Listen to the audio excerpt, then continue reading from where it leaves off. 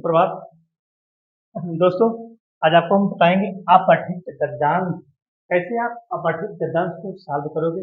चुटकियों में मुश्किल से कार्य 2 से 3 मिनट के अंदर आपको आज मैं उस तरीका बताऊंगा अपठित गद्यांश को सॉल्व करने का। अपठित जो पढ़ा ना हो, यहाँ पर उत्तर लगा है, पठित माने पढ़ा हुआ, उत्तर गए, जो पढ़ा ना हो उस गद्यांश को गद्य का अंश, गद्यांश में दीर्घ संधि है, गद्य धन अंश गद्यांश, उस गद्य के अंश को आप बिना पढ़े हुए चुटकियों में 2 मिनट में आप सॉल्व कर सकते हैं। करें बस आप वीडियो पर जुड़े रहिए। मैं आपको तरीका बताऊंगा, वो ट्रिक बताऊंगा किस प्रकार से आप वीडियो को किस प्रकार से आप जो है आप किस गद्यांश को सॉल्व करेंगे। यहाँ पर कभी कभी परीक्षाओं में हिंदी के अच्छे गद्यांश दे दिए जाते हैं जिनका पाठ्यक्रम से संबंध नहीं होता है, तो कहीं से उठा करके जो एग्जामिनर होता है पूछ लेता है और इस प्रकार से आपको प्रश्नों को अपने प्रेजेंस ऑफ माइंड के आधार पर उन प्रश्नों को सॉल्व करना पड़ता है। दोस्तों यहाँ पर देखिएगा अपठित गद्यांश के पहले कुछ सामान्य निर्देश हैं, इसको भी आप पढ़ लीजिएगा। मैं किनारे हो गया वो आप थोड़ा स्क्रीन में लीजिएगा क्योंकि ज्यादा पढ़ने में टाइम लगेगा। इस प्रकार से आप इसको थोड़ा स्क्रीन ले सकते हैं, पढ़ लीजिएगा, इसमें खास कुछ है नहीं। यहाँ पर कुछ रूल्स हैं, कुछ आपको तरीके हैं कि आपको फॉलो करना है। पहले आप अवतरण को कम से कम 3 बार पढ़ें। कितनी बार? 3 बार। दिमाग को स्थिर करके, क्योंकि 4 से 5 मिनट में आपको 5 नंबर लेना है प्यारे।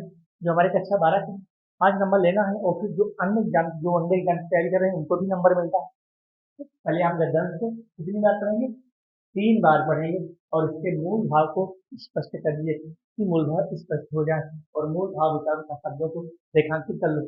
जो यहाँ पर मूल भाव है या फिर जो भी आपको लग रहा है जो काठिन्य शब्द है उसको आप पेंसिल से अंडरलाइन कर लीजिए। एक एक प्रश्न का उत्तर मूल अवतरण में ही ढूंढना चाहिए, बाहर से दिमाग मत लगाना। दोस्तों बाहर से बिल्कुल दिमाग मत लगाना। बाहर से दिमाग जानते हो कहाँ लगेगा?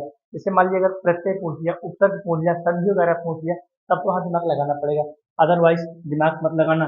ठीक है, नहीं तो अगर दिमाग लगाओगे तो कुछ भी गलत हो जाएगा। तो टोटल लिखते समय मूल में दिए गए शब्दों का ही संभव प्रयोग करें। ठीक है, ये कुछ बातें हैं, इन बातों को आप देख लीजिए और यह बातें आगे रखनी है कि सभी प्रश्नों के उत्तर सरल और संक्षिप्त हो, 1.5 से 2 लाइन से ज्यादा मत लिखना और प्रश्नोत्तर लिखते समय अपनी ओर से बढ़ा चढ़ाकर लिखना या अतिरिक्त उदाहरण नहीं देना चाहिए। गद्यांश में कोई निबंध नहीं है, व्याख्या नहीं है, अपना दिमाग मत लगाना दोस्तों। इसलिए मैंने इस लाइन को आपको दे दिया है, आप इसको शॉर्ट स्क्रीन भी ले सकते हैं। और सभी प्रश्नोत्तर प्रसंगानुकूल होने चाहिए, अनावश्यक शब्दों के प्रयोग से बचना। ठीक है, जितना शॉर्ट में हो सके उतना कम से कम। ये आपके 7 पॉइंट है, इन 7 पॉइंट को भी आपको ध्यान देना है। और ये आपका गद्यांश है, देखिए अपठित गद्यांश सामान्य निर्देश और ये आपका अपठित गद्यांश के सामान्य निर्देश है। इसको आप शॉर्ट स्क्रीन ले लीजिए और इस प्रकार से आप इस निर्देश को पढ़ करके आप प्रश्नों के आंसर दे सकते हैं। अब चलते हैं आपको गद्यांश सॉल्व करा देते हैं, किस प्रकार से आप गद्यांश को सॉल्व करोगे देखते हैं दोस्तों। बिल्कुल आपको मैं सॉल्व करा देता हूँ गद्यांश। यहाँ पर आ जाते हैं, बस एक गद्यांश आपको हम सॉल्व करा देते हैं।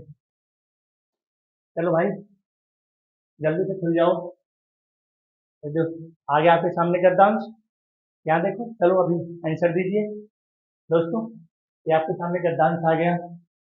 आ जाओ इधर, हमारा गद्यांश में पढ़ो इसको। संयुक्त राज्य अमेरिका ने एटम बम बनाया था, बिल्कुल सही है। सबसे पहले भैया संयुक्त, इसके बाद से एटम बम।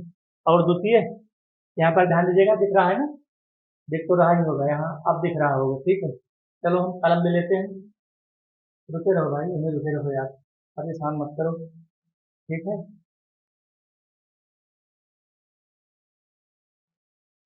चलो पेन आ गई हमारी। एटम बम बनाया है दोस्तों, ध्यान दीजिएगा। संयुक्त राज्य अमेरिका ने एटम बम बनाया और द्वितीय महायुद्ध में जापान पर इसका प्रयोग कर दिया, जापान ध्वस्त हो गया। आज भी जापान में जो बच्चे पैदा होते हैं सारे विकलांग पैदा होते हैं, विकलांग पैदा होते हैं, जापान ध्वस्त हो गया। आज भी उस एटम बम का आज भी असर है, लगभग 40 से 50 साल हो गए।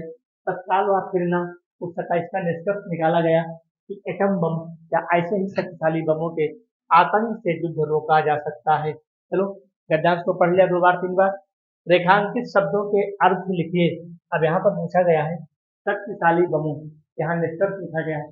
निष्कर्ष समझ रहे हो, जो निष्कर्ष निकाला जाता है किसी चीज का, किसी राजनीति का या फिर पाठ्यक्रम का, सिलेबस का, वही है।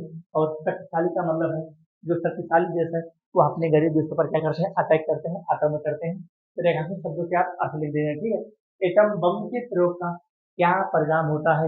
एटम बम के प्रयोग का क्या परिणाम होता है? देखिए यहाँ पर एटम बम के प्रयोग का परिणाम क्या होता है दोस्तों? चलो देखते हैं। ठीक है, ये हमारा उत्तर क्या है? हमारा है एटम बम, एक प्रकार का विनाशकारी। एटम बम के प्रयोग से कोई भी देश ध्वस्त हो सकता है। दूसरा हमारा क्वेश्चन है, एटम बम के प्रयोग का क्या परिणाम होता है?